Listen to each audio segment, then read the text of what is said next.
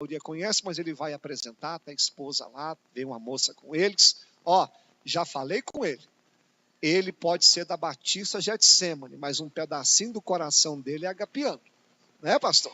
Sempre quando ele vem aqui, pena que da última vez ele veio, deixou o recado, mas eu lembro que a gente tinha uma data que não bateu. Falei, toda vez que você vem aqui, você me passa a tua agenda para a gente te encaixar. Bom, pessoal, se quiser sentar aqui na tribuna conosco também, pode ficar à vontade. Aplauda o nome do Senhor e que Deus te use muito.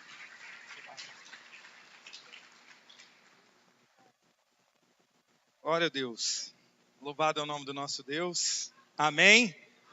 Continua podendo dar glória a Deus durante o culto. O pastor Wallace proibiu, não, né? Então, quando Deus falar com você, dê um glória a Deus, dê um aleluia. Você está na casa do Senhor. Estou muito feliz de estar aqui. Nós estamos terminando nosso período de férias, regressando para Belo Horizonte amanhã à noite. E muito bom estar aqui. Quando você entra na casa do Senhor, na presença de Deus, um louvor maravilhoso. A gente é muito tocado.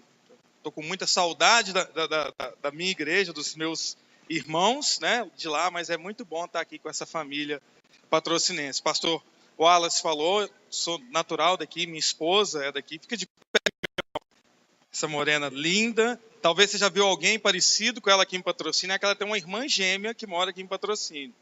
Então não é a irmã gêmea dela, é a minha esposa que mora em Belo Horizonte. Deus abençoe.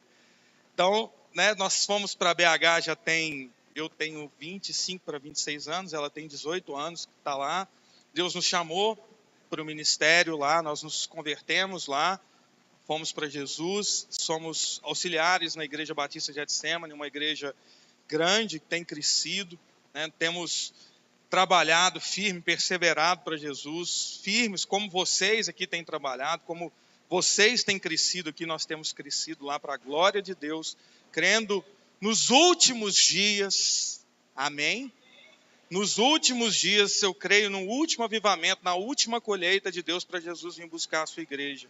Viva como se Jesus viesse te buscar amanhã, irmão. Viva como Jesus viesse te buscar amanhã, amém? Eu tenho uma palavra para o seu coração. Antes de compartilhar essa palavra, nós temos há uns 3 meses atrás, o livro dela chama Por que Meu Marido Voltou. Ela conta o testemunho dela, o que Deus fez na nossa vida, né, diante de uma crise, diante do quase término do casamento, e como eu fui para Jesus, o que Jesus fez nas nossas vidas. E tem o livro que eu lancei, tem mais tempo, tem alguns, meu custa, depois a gente te faz por 20. Tem também uns CDs de Novo Testamento, poucos CDs ali. Se você quiser adquirir, é só procurar ela no final. Pastor, eu queria muito. Ela trouxe a maquininha de cartão dela. Amém? Então, ela está preparada para você pagar no crédito, no débito. Se de tudo você não conseguir, você procura um dos obreiros, eles vão ter prazer de te abençoar. Amém? E depois, se você quiser, olha no YouTube. Programa Amplificador, Pastora Lança Livro que auxilia nas famílias. É um programa de televisão que ela gravou na Rede Super. Esse vídeo que foi postado no YouTube, ela já recebeu mensagens de diversas partes do país. Então esse livro ele já foi para o Piauí, para o Paraná, para Brasília, para o estado de São Paulo. Enfim, é um livro que, para a glória de Deus, tem alcançado a nação, diante de pessoas que viveram a mesma situação que ela viveu. Mas a glória de Deus se manifestou. O nome de Jesus prevaleceu e a minha vida pôde ter sido alcançada, o nosso casamento restaurado, e Deus colocou na frente de batalha 2 obreiros para a glória dele. Quem está entendendo aqui, diga amém. Tem crente aqui, dá um aplauso para Jesus. Se é para Jesus, você pode aplaudir mais bonito. Glória a Deus, mas vamos para a palavra de Deus. Quem está com sede aqui da palavra do Senhor? Então abre sua Bíblia no 2º livro de Samuel, no capítulo 23. Eu vou esperar todo mundo abrir. 2º de Samuel, capítulo 23. Essa semana eu li que Tá mais fácil, achar Pokémon é fácil. Difícil é esperar, é o pastor esperar o irmão abrir a Bíblia para ler junto. Então eu vou esperar todo mundo abrir. Segundo Samuel está logo depois. Você tem os 5 livros do Pentateuco, você tem Juízes, tem Ruth, 1 Samuel, 2 Samuel, o capítulo de número 23. Nós estamos em agosto, começando o segundo semestre. Todo mundo tem muito desafio aqui, amém? Quem tem muita batalha para enfrentar nesse segundo semestre? Muito gigante para derrubar. Tem gente precisando de emprego. Tem gente que tinha meta no começo do ano, que já jogou para o ano que vem. E eu vim aqui para te dizer que ainda esse ano Deus pode fazer um milagre na sua vida. Não desiste. O segundo semestre vai ser muito melhor do que o primeiro. Estava saindo de casa agora, um jornalista na televisão estava falando que o Brasil começa a reagir à crise. Eu falei, graças a Deus, a notícia é boa. E você é um portador de boas notícias. Então as coisas vão virar. E eu quero falar sobre o que nós precisamos para esse segundo semestre da nossa vida nessa noite. Segundo livro de Samuel, capítulo 23, pode ficar sentado a partir do versículo 8. É a história dos 3 valentes de Davi. Eu quero falar sobre eles e ver o que a Bíblia pode, o que nós podemos aprender com eles. Segundo Samuel 23, a partir do versículo 8, diz assim a palavra do Senhor. Estes são os nomes dos poderosos que Davi teve. Josebe e Basebete, quem está com a versão NVI vai ler o nome Jabeção, é a mesma coisa. Então, Josebe e Basebete, filho de Taquemone, o principal dos capitães. Este era Adino, o esnita, que se opusera a 800 e os feriu de uma vez. Diga isso, os feriu de uma vez. O segundo era Eleazar, filho de Dodó, filho de Aoi. Entre os 3 valentes que estavam com Davi quando provocaram os filisteus, que ali se juntaram à peleja, e quando se retiraram os homens de Israel. Este se levantou e feriu os filisteus, até lhe cansar a mão e ficar a mão pegada à espada. Até lhe cansar a mão e a mão ficar pegada à espada. E naquele dia o Senhor efetuou um grande livramento, e o povo voltou junto dele somente a tomar o despojo. E o terceiro era Samá, filho de Ageu, ararita. Quando os filisteus se ajuntaram numa multidão, onde havia um pedaço de terra cheio de lentilhas, e o povo fugira de diante dos filisteus. Este, pois, se colocou no meio do pedaço de terra e o defendeu. E feriu os filisteus, e o Senhor efetuou um grande livramento somente até aqui. Que Deus abençoe a sua palavra, que possa falar conosco para a glória dele, que o Senhor possa me usar, ó Deus, para falar com o teu povo, aquilo que o Senhor já falou comigo, que seja uma palavra que venha renovar essa igreja, renovar as nossas vidas, que a glória do Senhor se manifeste nesse lugar, e nós te pedimos isso em nome de Jesus Cristo, e todo aquele que crê, diga amém, diga glória a Deus, e aplauda Jesus mais uma vez. Louvado é o nome do nosso Deus. Nós estamos vendo as Olimpíadas aí. Eu particularmente pude essa semana ficar com controle remoto, vendo muita coisa. O tempo que eu não estive lendo a palavra, orando, eu fiquei na frente da TV, né? Ou então conversando com meus pais, né? Gastei muito tempo com isso também.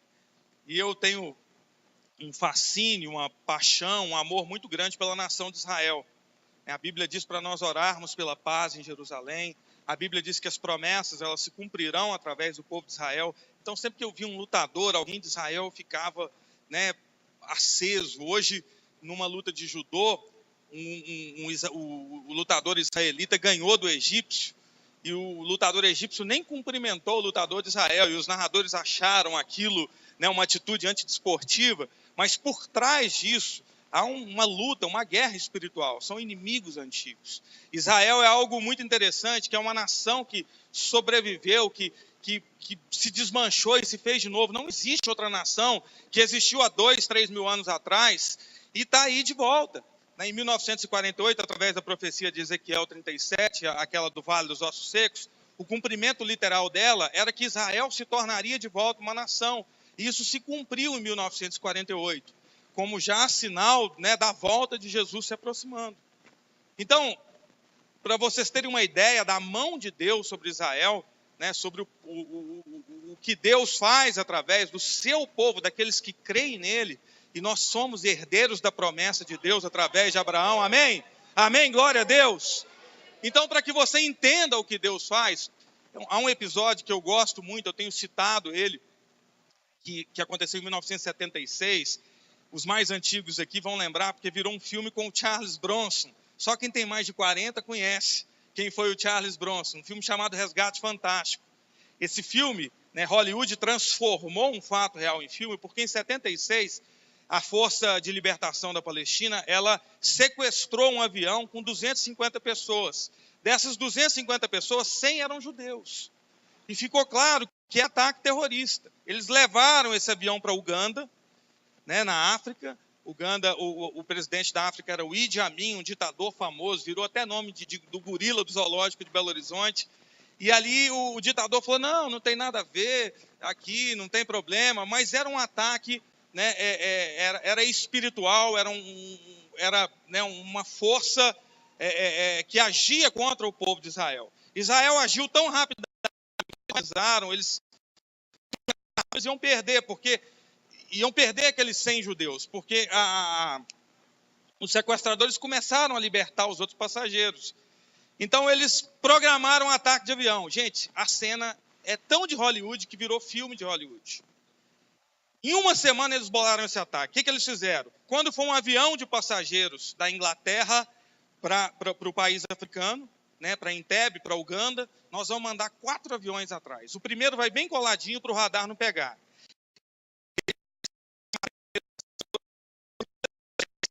E libertar os 100 reféns. Aí você pensa assim, não tem, isso é impossível, não tem como. Não é possível isso acontecer.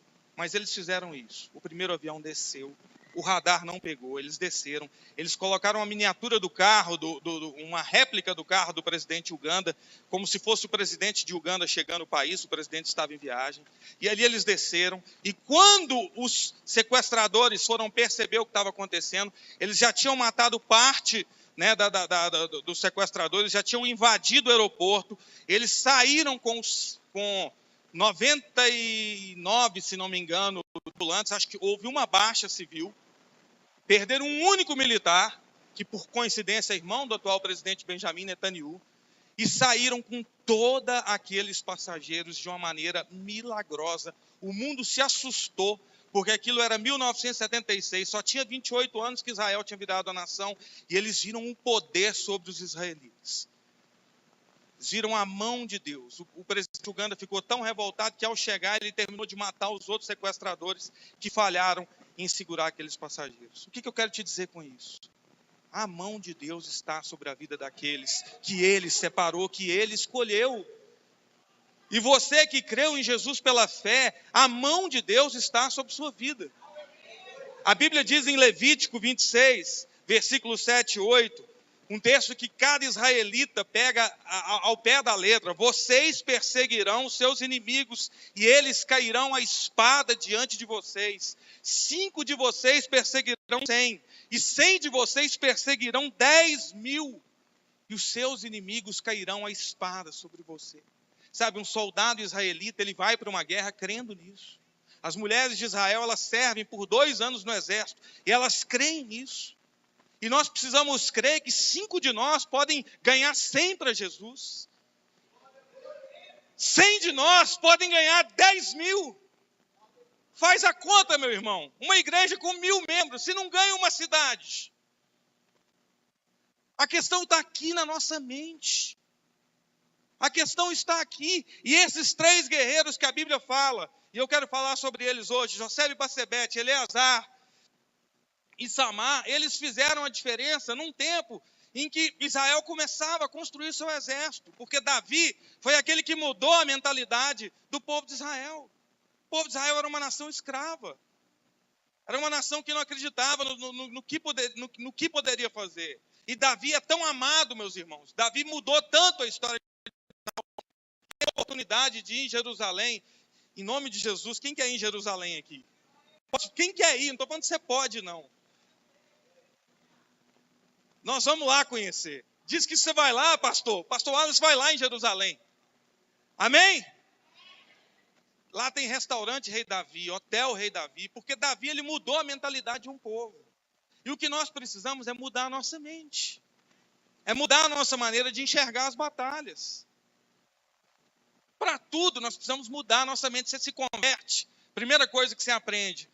Eu preciso renovar a minha mente. Eu não posso me amoldar aos padrões desse mundo. Porque se eu quiser experimentar a vontade de Deus, que é boa, perfeita e agradável, eu tenho que transformar a minha maneira de pensar. E aí você começa a pensar diferente do que você pensava. Se você desviava um dinheiro no seu trabalho, você se converteu. Não, agora eu não faço mais isso. Agora eu sou honesto. Se você mentia, né, aquela pequena mentira, manda falar que eu não estou. Não, chefe, eu não posso falar que o senhor não está. Eu sou crente. Ah, o seu pastor não deixa. Não, não, meu pastor não é Jesus Cristo. Então você começa a mudar a sua maneira. A pessoa que traía a esposa não trai mais. O homem que olhava para outras mulheres, ele baixa a cabeça, ele se esforça para não olhar. Isso é mente. E nós precisamos ter uma mentalidade vencedora. Você é mais do que vencedor. O segundo semestre vai ser melhor que o primeiro. Isso não é frase. Isso não é frase de enfeite, de efeito, para te encorajar. É mais do que isso. Isso é a palavra de Deus. Sabe, está difícil, está desempregado. Deus vai abrir uma porta de emprego. Sabe uma oração que eu faço? Deus me dá uma boa ideia. Me dá uma grande ideia. Me dá algo que ninguém nunca fez. Sabe, meu irmão? Basta Deus olhar para você e fazer assim, ó, soprar, que as coisas viram para o seu lado. Sabe, a minha esposa passou um tempo de vergonha na vida dela. O marido tinha traído. A filha nasceu com diagnóstico de uma má formação congênita. Todo mundo, 7 anos servindo a Jesus. Quanta gente olhou para ela e falou assim, que Deus é esse que você serve? Mas Deus estava trabalhando na vida dela. E Deus, de repente, soprou o nome dela. Deu um livro para ela. O livro está alcançando mulheres em todo o país. Nós falamos isso para a glória de Deus.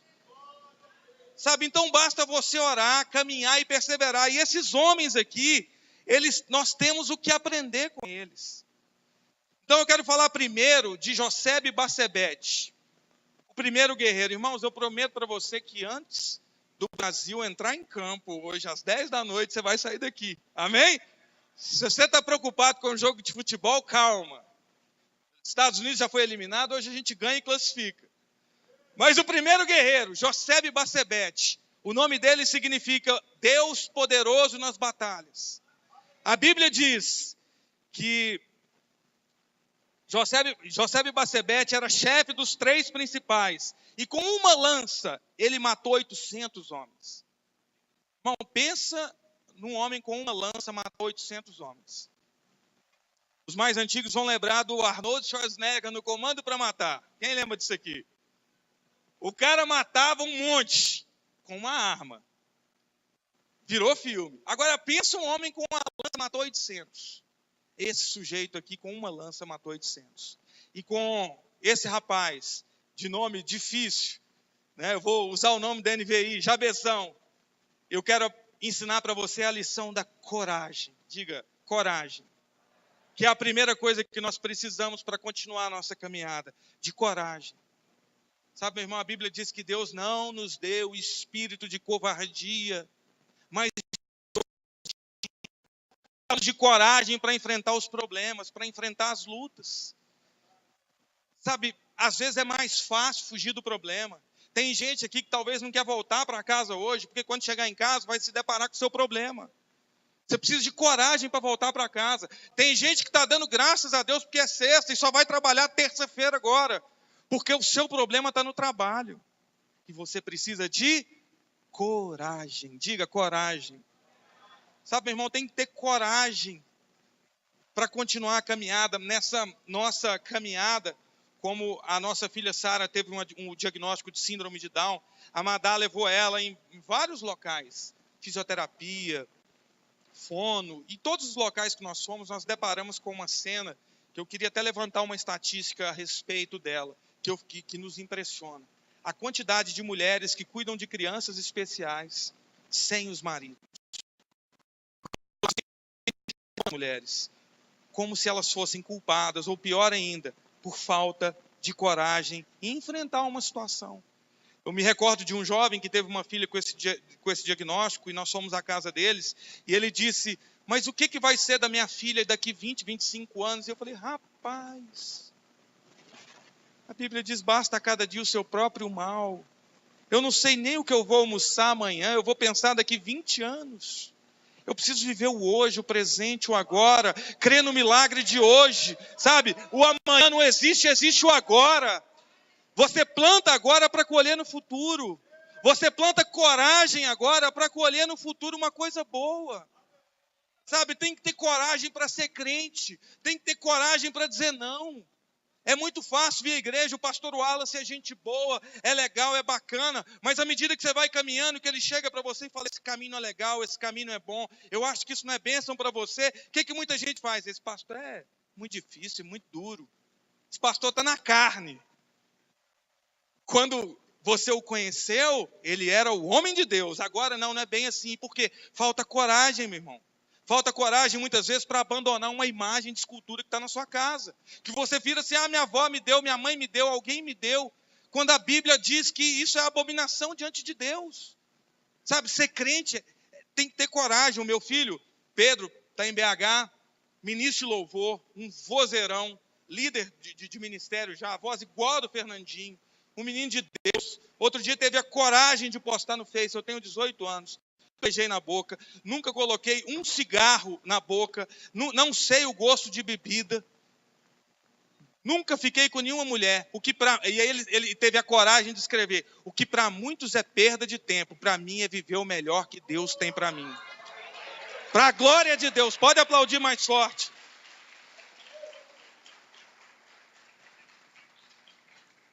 Coragem, meu irmão. Coragem para dizer, eu me converti. Coragem para postar as fotos do batismo. Sabe, coragem para caminhar numa cidade. O interior de Minas é difícil ser crente. É mais difícil ser crente no interior. Eles olham de uma maneira diferente. Então tem que ter coragem. Sabe, coragem para pensar diferente do mundo. Coragem para dizer, eu não concordo com isso. Sabe, coragem para dizer, eu não vou desviar esse dinheiro, eu não vou aceitar esse troco a mais. Coragem é uma virtude dos fortes. E Deus te deu. A Bíblia diz que Deus não te deu o espírito de covardia. Tenha coragem, irmão. Os prognósticos estão difíceis. Estão dizendo de crise. Eu só dou notícia boa na empresa que eu trabalho, irmão. Sou engenheiro. Quando alguém vira para mim que eu falo que tem uma notícia é ruim, eu falo assim, eu sou lá de dar notícia ruim. Eu sou um portador de boas novas. Outro dia mandei uma mensagem para o meu irmão. Eu tenho uma notícia boa e uma mais ou menos para você. Ele riu. Ele falou assim, por que não é ruim? Eu falei, porque eu não dou notícia ruim. É só mais ou menos. Vai ficar boa ainda. Vou te dar 2 notícias boas. Sabe, meu irmão, é isso. É caminhar, é mudar a mentalidade. Estou em crise. Pastor, eu estou desempregado. Meu irmão, profetiza o emprego. Faz uma campanha de oração. Vai para o monte, vem para a igreja. Coragem. Uma hora Deus te honra. Está na palavra dele. Não é eu que estou falando. Tem o tempo da humilhação, mas tem o tempo de ser exaltado.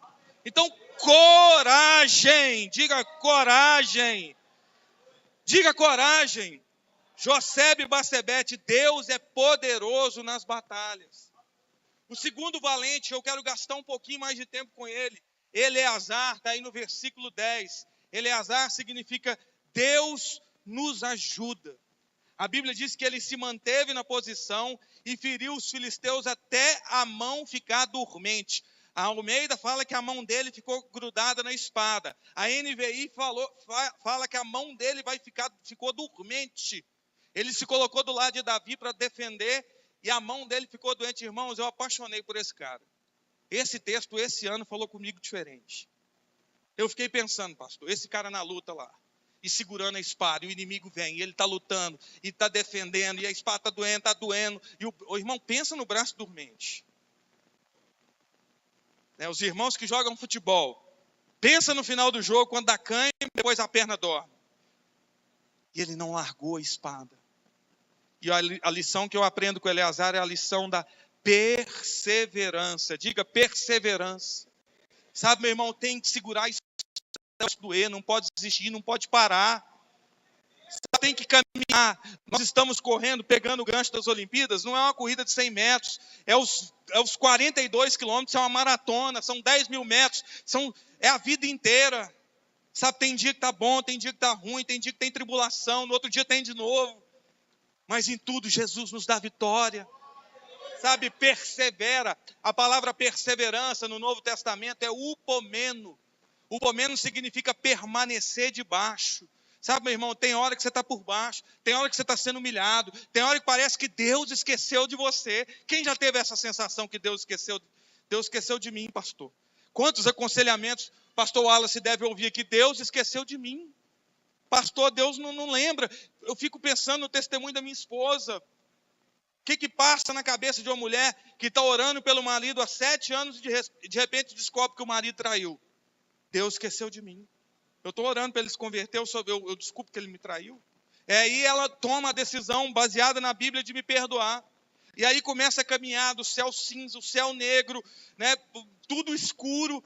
Não sorria, de repente fica grávida. Mas não queria ficar grávida. Deus deve estar doidão. E aí continua caminhando, a criança nasce com síndrome de Down. Aí é de pirar a cabeça. Mas Deus não se esqueceu. Sabe, meu irmão, Deus tem o tempo para cumprir a promessa dele na sua vida. O problema é que entre o tempo, né, de quando nós nos convertemos até as coisas às vezes acontecerem, Deus trabalha mais dentro da gente do que fora. Sabe, Deus parece que está nos quebrando, nos desconstruindo. As verdades que a gente acreditava, uma por uma, vão caindo por terra. Uma por uma. Cara, cada coisa que você acreditava, você vem um dia no culto, não é do jeito que eu achava, não. Aí semana que vem você volta, aprendi mais uma. É Deus trabalhando dentro de você, meu irmão.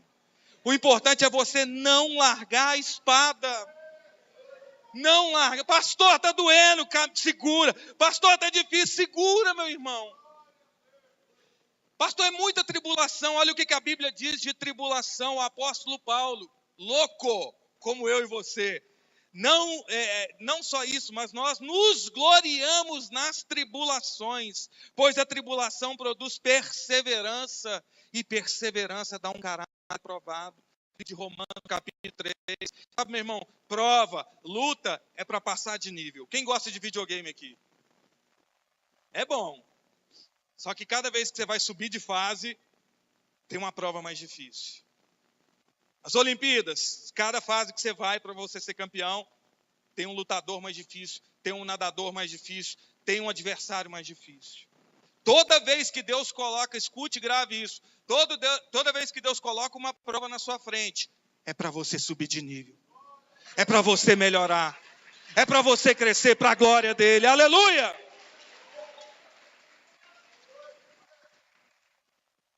Glória a Deus. Sabe, o problema da perseverança, eu preguei essa mensagem na nossa igreja, sabe quando o pregador está pregando e Deus vem aquela do céu para ele? Isso não estava na pregação, eu estava dando essa mensagem e me veio que o problema da perseverança é que ela está ligada diretamente ao tempo. E o tempo de Deus é diferente do nosso. O tempo de Deus é outro. Deus não se move no nosso relógio. Os gregos souberam traduzir isso muito bem. O nosso tempo marcado no cronômetro é o cronos, do grego. E o tempo de Deus é o kairos. Deus não tem relógio.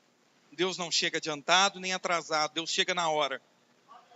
Só que nós, principalmente nós, vivendo os últimos dias, na capital isso é pior do que o interior. Vivemos tempos de grande ansiedade. Queremos tudo na hora. Somos a geração self-service, fast food. Queremos comida rápida. Queremos chegar como num restaurante e escolher o que a gente vai comer. Somos mal criados, mal educados. Se a igreja não é do jeito que a gente quer, a gente muda de igreja. A gente muda de pastor. Isso não só, faculdade, entrou, ficou 1 mês, 2 meses, desiste do curso. Faz um período, larga. Não perseveramos. Porque não sabemos esperar o tempo de Deus. Sabe, agora no tempo certo Deus cumpre cada coisa que Ele falou, basta a gente perseverar. O livro de Esther, no capítulo 6, tem um texto que eu amo, quando Amã era tio de Esther, Mardoqueu, perdão, tio de Esther, algumas bíblias vão falar Mordecai, ele está condenado, ele não sabe, mas Amã, que é o inimigo dele, que é um dos principais do rei Artaxerxes, programou de matar Mardoqueu. E Mardoqueu está para morrer no outro dia sem saber. O rei Artaxerxes vai dormir à noite e perde o sono. Olha só isso, pastor, o rei perde o sono. E pelo costume da época, não tinha TV a cabo, não tinha internet, não tinha nada, não tinha um joguinho, né? O rei chama os sábios do rei para contar historinha para ele. Pensa num programa de índio, irmão. Abre o livro dos reis aí e conta uma história para mim. E aí eles foram ler. E leram para ele que alguns anos antes, dois oficiais do exército conspiraram para matar Artaxerxes. Mas ele foi salvo porque um judeu chamado Mardoqueu, que vivia sentado na porta do templo, descobriu e contou. E por causa disso, o rei foi salvo de ser morto por essas pessoas que conspiravam. O rei fica impressionado com a história e vira e fala assim, e o que nós fizemos para Mardoqueu? Rapaz, nem uma caixa de bombom nós demos para ele, fizemos nada. Está aí vivendo aí, não demos nada, não demos uma medalha. Não, então nós precisamos honrar ele. Nesse exato momento entra no palácio quem? Amã, aquele que queria matar Mardoqueu. O rei vira para a mãe e fala assim, o que a gente fala? O que a gente faz com aquele que salvou a vida do rei? Amã achando que é com ele, todo bonitão. Isso aí você põe ele sentado no cavalo, dá uma volta na cidade, dá uma medalha para ele, veste roupas reais nele, porque é isso que ele merece. Aí o rei falou, beleza, você vai fazer isso com Mardoqueu. Hã? Você vai fazer isso com Mardoqueu porque ele salvou a vida. Sabe o que eu aprendo? Primeiro, no tempo certo Deus lembra de você. Se Deus lembra antes, não existiria essa carta na manga, né, para que Deus se lembrasse de Mardoqueu. Naquela hora, a Bíblia diz que o coração do rei se inclina para onde Deus quer. Naquele dia Deus fez o rei perder o sono e inclinou o coração dele para Mardoqueu. Naquele dia Deus lembrou de Mardoqueu. Naquele dia Mardoqueu foi honrado, se tornou o segundo maior do reino. Naquele dia o inimigo de Mardoqueu foi condenado à forca e morreu. Se enforcou, suicidou-se. Sabe por que Deus se lembrou de Mardoqueu? Agora entenda uma coisa. Deus se lembrou de Mardoqueu primeiro, pela sua soberania. Mas segundo, Mardoqueu era um cara que vivia na porta do templo. Leia os versículos anteriores de Esther, leia o livro de Esther, você vai ver várias vezes. Mardoqueu estava sentado à porta do templo. Mardoqueu estava sentado à porta do templo. Sabe o que é isso? Mardoqueu estava na reunião de oração segunda-feira. Mardoqueu estava na quarta-feira. Mardoqueu estava no domingo. Mardoqueu estava falando, pastor, o que eu posso fazer para ajudar? Mardoqueu não desistia, Mardoqueu perseverou, meu irmão. Isso é perseverança. Se nós podemos pegar a figura do Mardoqueu na porta do templo, que nem o nosso amigo Eleazar, com a espada grudada na mão, sem desistir. Deus não atrasa. Sabe, esperar o tempo de Deus não é fácil, mas é preciso. Quem está entendendo o que eu estou falando? Às vezes precisamos esperar. Sabe, está cansado? Segura a espada. Os dois obreiros podem vir aqui? Como é que é o nome do irmão? Elias, Zé Augusto. Elias fica aqui.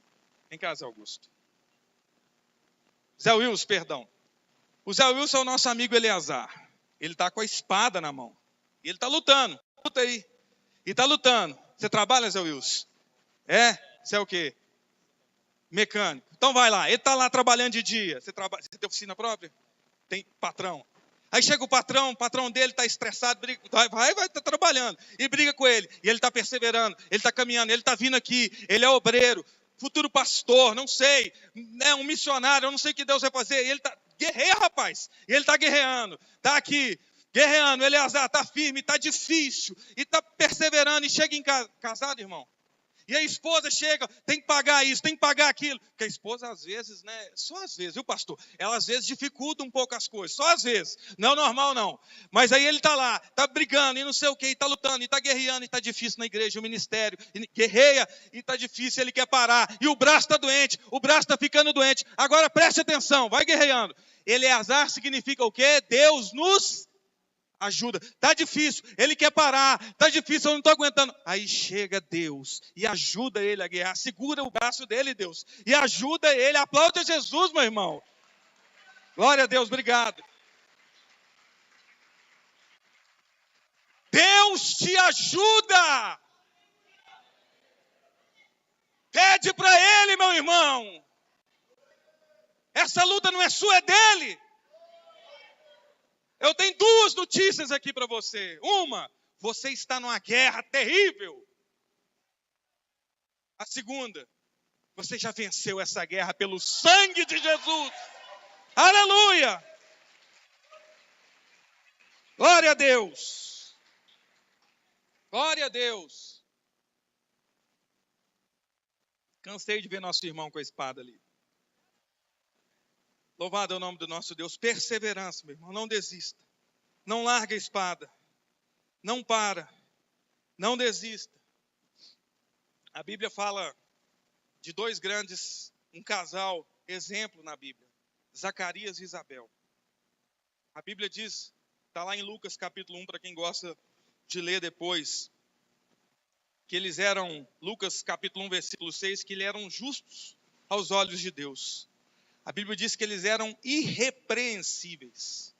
Os pais de João Batista. Isabel, prima de Maria. Corretos. Pensa, irmão, num casal exemplo. Pensa num casal que fazia tudo certo. Sacerdotes de Deus, separados.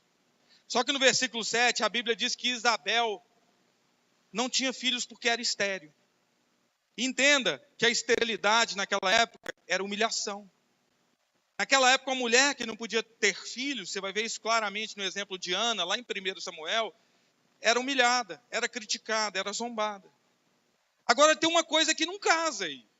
Se eles eram justos e irrepreensíveis diante de Deus, como é que essa mulher santa, ela não podia ter filhos? Pensa, irmãos. O tempo vai passando, a Bíblia diz que na velhice deles, um anjo visita Zacarias. Zacarias, Lucas capítulo 1, versículo 13. O anjo chega para Zacarias e fala assim com Zacarias: Zacarias, sua oração foi ouvida.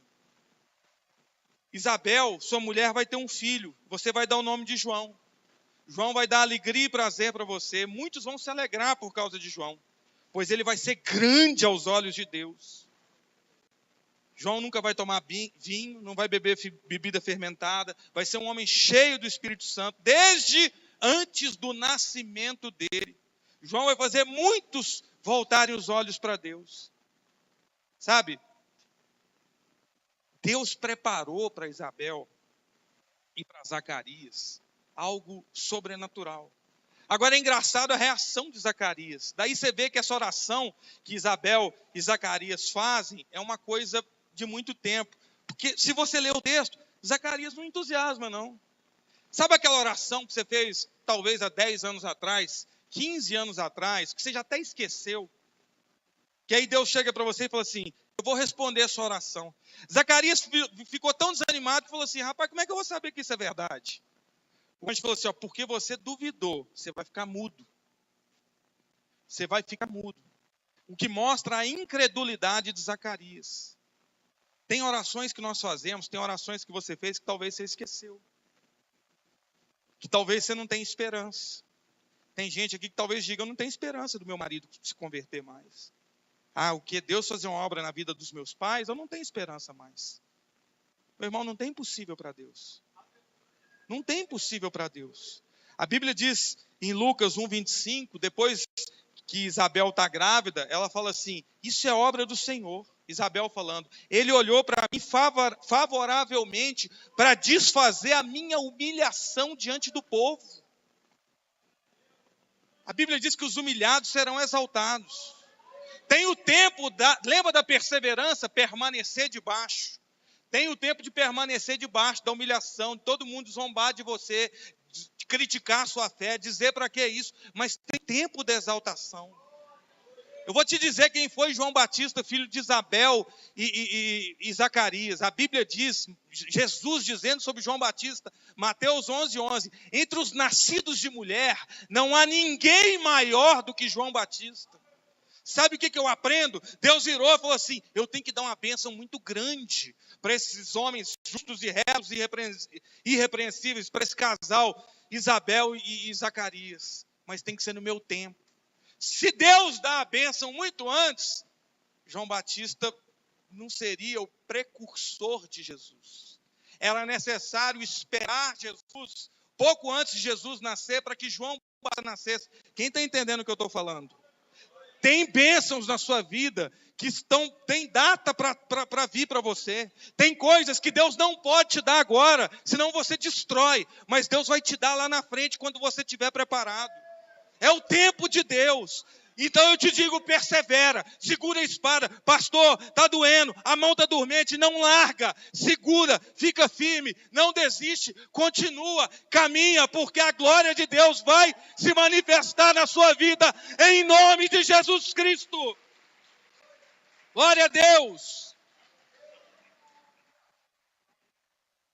Diga coragem, perseverança. E a terceira lição, no terceiro valente, chamado Samá, pelo hebraico, chamar, significa Deus nos ouve, Deus te ouve. A Bíblia diz que ele se colocou no meio de um pedaço de terra e o defendeu, e feriu os filisteus, e o Senhor efetuou um grande livramento. A NVI traduziu como tomou posição no meio do campo. Havia um campo de lentilhas, os filisteus queriam tomar esse campo. E Samá tomou posição naquele lugar e falou assim, aqui ninguém toca. Esse campo é meu. Eu aprendo com Samá a lição da determinação. Há coisas na sua vida que você precisa tomar posse. Deus deu a terra prometida para o povo, sim ou não? Sim ou não? Deu. Agora o que Deus falou com o povo? Vai lá e toma posse. Bênção, nós tomamos posse. Há coisas na nossa vida que nós precisamos tomar posição. Vou falar uma linguagem aqui que principalmente, agora as mulheres que o futebol feminino está arrebentando vão entender também. Mas os homens vão entender o que eu estou falando. Quem joga futebol aqui? Pastor Wallace é meio habilidoso. Mais ou menos. É que o irmão jogou no Fluminense, né? Então, mas é bom de bola. Eu já vi uns vídeos aí no YouTube aí do futebol aí da turma aí. Então, todo time de futebol tem normalmente, quando é futebol de campo, normalmente é o volante, é o cabeça de área. Ou então um zagueirão, que ele toma conta de um pedaço e ali ninguém chega. No nosso futebol lá em Belo Horizonte, nós temos uns assim. Se chegar, vai bola, vai jogador, vai todo mundo, porque aquele pedaço é dele. E nós precisamos fazer isso, irmão. Tem coisas que são suas. Agora, esse campo de lentilhas, que é esse lugar que você tem que tomar posição, para cada um é uma coisa. Tem gente que tem que tomar conta da sua família. O meu filho é de Jesus. E eu não abro mão. E eu venho para o culto e eu trago ele. Eu não abro mão de trazer ele no estudo bíblico. Eu não abro mão de cansado no sábado, dia de descanso. Sábado, você está doido para ficar quietinho em casa. Trazer ele aqui para o culto dos jovens, para o culto da cidade, dos meninos mais novos. Não pode abrir mão. Irmãos, sábado, é o dia que eu quero ficar quietinho. Eu trabalho a semana inteira, sirvo na igreja praticamente todos os dias à noite. Domingo eu chego 7, 7:30 da manhã, vou embora 11 horas da noite, para a glória de Deus. Então sábado eu quero ficar quieto. Agora, quando meu filho, agora com 18, ele já tem autonomia, mas com 15, 16, ele falava, pai, eu quero ir no culto dos juniores, eu quero ir no culto dos adolescentes. A minha vontade é o quê? Não vai rolar não, velho. Eu estou cansado. Mas eu precisava trazer. Eu estava fazendo o quê? Tomando posição. O que você precisa tomar posição? É no trabalho? Meu irmão, clama pelo seu emprego. Clama pelo seu emprego. Diante da crise, clama. Jesus, guarda meu emprego, abençoa o meu chefe. Faz ele ficar muito rico, essa empresa prosperar, que eu vou junto. Ora por ele. Recebe o seu salário, agradece a Deus. Tem gente que recebe o salário, essa mixaria não vai dar para nada. Não vai dar mesmo, não. Você já falou? Obrigado, Senhor. Abençoa o meu chefe. Melhor momento do culto, os 30 segundos de agradecimento aqui. Obrigado, Senhor. acordei hoje, estou vivo. Agora, tem que tomar posição. Tem que ser determinado. É seu. Deus te deu. Você dirige o culto de oração, dirige com excelência. Sabe, vem com alegria. Muitas vezes, irmãos, muitas vezes, nós oramos na igreja vários dias de manhã, minha esposa toda quarta-feira de manhã está lá, eu tenho ido várias manhãs, mas quantas vezes eu orei sozinho? Ela orou sozinho. Mas o que nós estamos fazendo? Tomando posição. É meu. Estou tomando posição. Prega para um, que Deus põe 1000 na sua frente. Prega para você.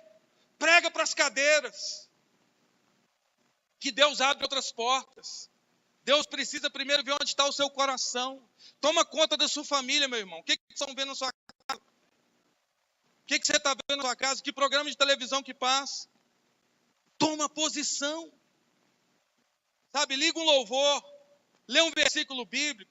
Chama alguém para fazer um culto na sua casa. Faz um culto com seus filhos. Toma posição nesse campo de lentilhas em nome de Jesus Cristo. Sabe, chamar é Deus te ouve, Ele está te ouvindo, está te olhando ali. Mas nós precisamos tomar a posição, sabe? Repreende o diabo. Todas as manhãs, quando eu acordo, eu estou orando, eu oro, normalmente eu tenho o hábito de virar Satanás, eu te repreendo em nome de Jesus. Tira a mão dos meus filhos, tira a mão da minha esposa, tira a mão do meu emprego, tira a mão do ministério que eu sirvo. Agora, eu também não dou muito ibope para o diabo, não. Jó, o diabo aparece nos capítulos 1 e 2. Depois tem 40 capítulos, você não vê mais o diabo. E termina exaltando o nome de Deus. Repreende o diabo pela manhã e esquece esse miserável. Vai para a luta, vai para a batalha. Faz o seu melhor, seja o melhor funcionário da sua empresa. Sabe, tome posição na sua empresa. Não é desfazer de outro funcionário, não é pisar na cabeça dos outros para subir, mas é tomar posse. Aqui eu vou ser o melhor funcionário. Ah, você é puxa-saco. Não sou puxa-saco. Eu sirvo com alegria na igreja, eu sirvo com alegria no meu trabalho. Estou cansado de ouvir, você é puxa-saco do pastor. Não preciso de puxa-saco de ninguém para subir. Mas eu sou um valente, eu sou um guerreiro e eu defendo o meu pastor. Isso não é puxa-saco.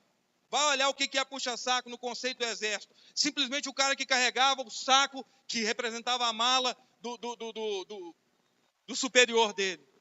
Faça com excelência, tome posição. Não ouve a voz de quem não tem nada para te acrescentar. Ouve a voz de quem é crente, de pessoas que passaram pelo mesmo problema e venceram. De líderes que têm algo para te acrescentar. Não ouve quem vai para te jogar para baixo, irmão. Está cheio de gente. Para você chegar e falar assim, eu tenho uma ideia. A pessoa vira, mas isso não vai dar certo, não. Esse carro que você comprou, ele não é comercial, não. Ele é muito ruim para vender. Está cheio, irmão. Está cheio de gente.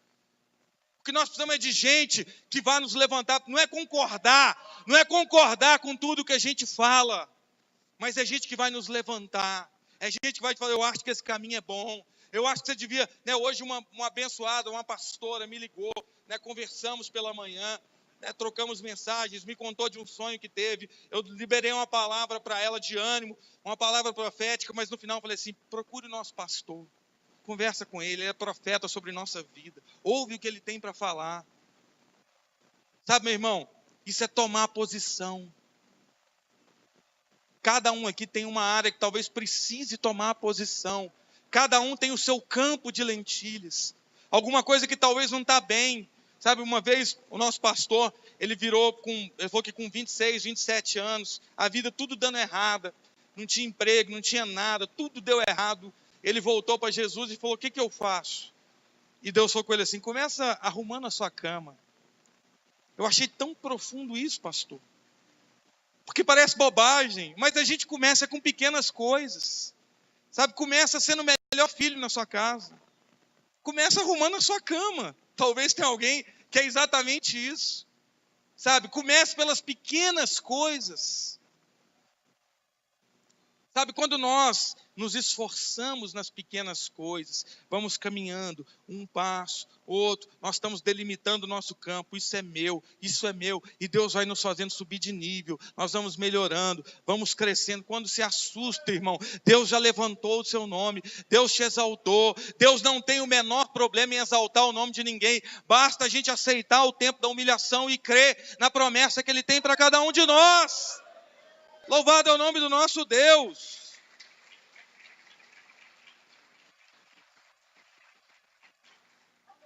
E eu quero encerrar. Então diga: coragem, perseverança e determinação. Deus poderoso nas batalhas. Deus me ajuda e Deus me ouve. Esses são os 3 valentes de Davi. 3 homens. Eles não eram o pastor da igreja. Eles não eram Davi. Mas eram homens que fizeram a diferença. Sabe, a Bíblia é muito clara. Escute e grave isso. Deus não faz acepção de pessoas. Mas Deus faz distinção daqueles que o servem com excelência. 2 Crônicas 16:9 diz que os olhos de Deus estão sobre toda a terra para se mostrar atento e forte com aquele cujo coração é totalmente dele. Eu quero orar pela sua vida. Eu quero orar para você que quer ser diferente. Eu quero orar por você que tem desafios, que precisa de coragem. Eu preciso de coragem, irmãos. Quem precisa de coragem aqui? Eu preciso. Eu quero orar por você que está quase desistindo, alguém aqui talvez já chutou o balde, alguém aqui talvez tinha um plano para esse ano e falou assim: agora é só ano que vem. Não, meu irmão, é esse ano, em nome de Jesus. Sabe, eu quero orar por você que precisa tomar posição em algo, alguma coisa que talvez você não é o sacerdote da sua casa, o marido que lidera, talvez você está precisando se relacionar melhor com seu filho, eu não sei, cada um tem uma área, talvez é no seu emprego, mas eu quero orar por você. Coloque-se de pé. Vem à frente você que quer, se quiser orar aí atrás, pode. Se Deus falou com você. Deus poderoso nas batalhas, Deus que nos ouve, Deus que nos ajuda. Muitos são os desafios que nós temos. Muitas são as provas. Finanças, o povo está endividado. O povo está precisando da ajuda do Senhor nessa área. Sabe, não desiste, o pastor falou aqui, quero reforçar, não ganho nada por isso, mas não deixa o seu dízimo para trás. Sabe, não deixa de ofertar, não deixa de ser fiel. Sabe, lá em casa há momentos de dificuldade financeira. Minha esposa é testemunha. Se tem uma coisa que a gente não abre mão, é de ser fiel no dízimo, é de ser um ofertante fiel. Não abre mão disso. É princípio bíblico, meu irmão. Sabe, isso é princípio bíblico. Deus não precisa do seu dinheiro nem do meu. Ele quer nos abençoar. Sabe, não desiste. Pastor, meu braço está doendo. Continua, segura. Pastor, eu estou com cãibra, meu irmão. Se você estudar o texto, deu uma cãibra no braço dele aqui, ó. E ele não largou a espada.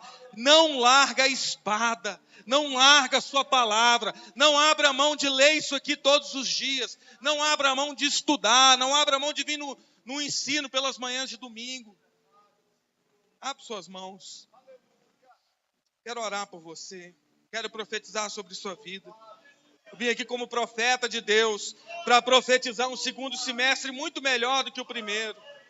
Se você crê, fale com o Senhor, peça a Ele perseverança, peça para Ele coragem, peça para Ele determinação, fala com Ele. Espírito Santo de Deus, Pai, em nome de Jesus,